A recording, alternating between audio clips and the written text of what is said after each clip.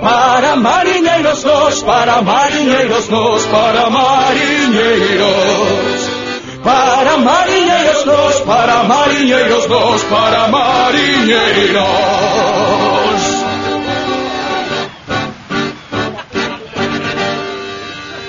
Para mariñeiros nós. Para mariñeiros nós.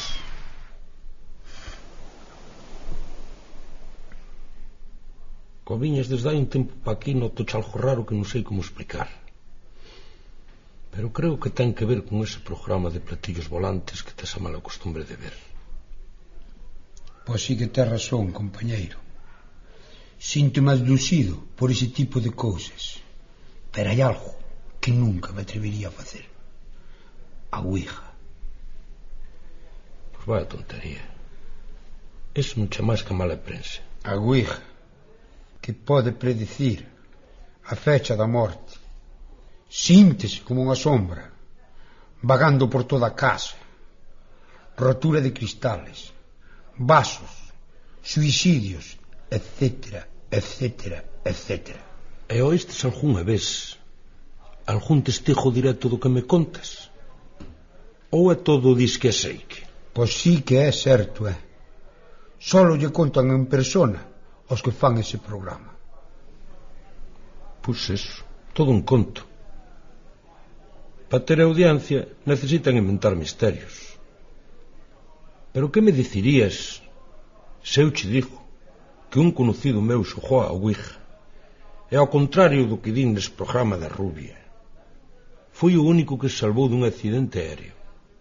Tocoulle a lotería. A nevera sempre lle parecía chea de cerveza. É un grilo que collío no mes de maio, cantoulle sin parar hasta o mes de febreiro do ano seguinte. Xa ves que todo o contrario do que din eses atolondados discípulos do Padre Pilón. Eixe, quen é?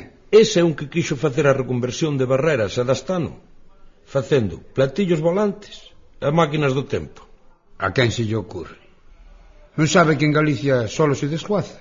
Pois xa como ti dis, non sei a que esperamos a facela, porque leva 3 meses o canario sin cantar. Este é o sitio ideal. Baixo este teito abrigáronse grandes homes. E no caso de non querer un espírito sempre poderemos contactar con ser de outro planeta. Porque ao contrario deses farsantes que buscan platillos volantes por divertimento, nós imos realizar esta experiencia con ánimo científico.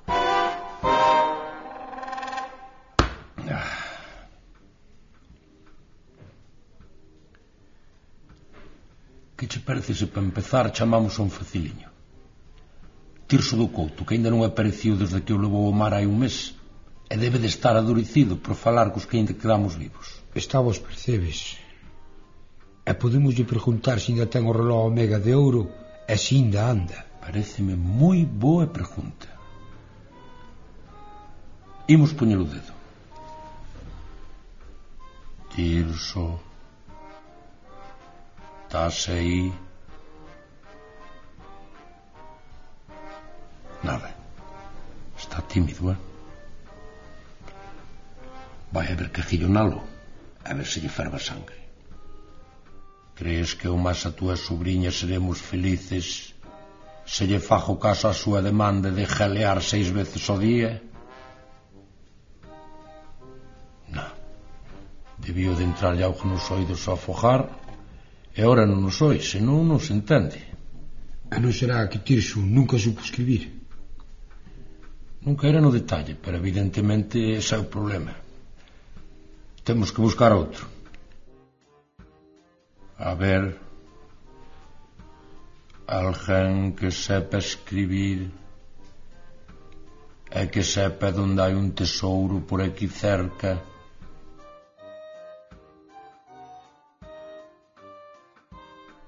Onde está o tesouro?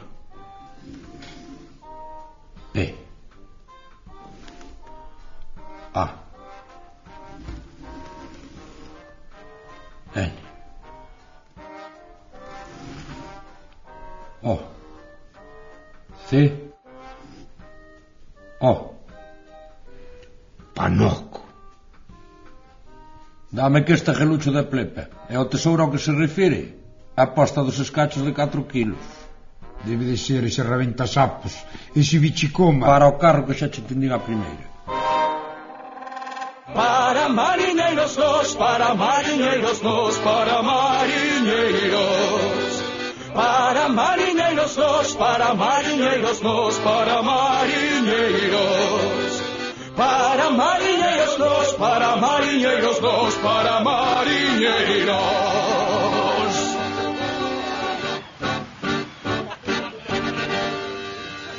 Para mariñeiros nós. Para mariñeiros nós.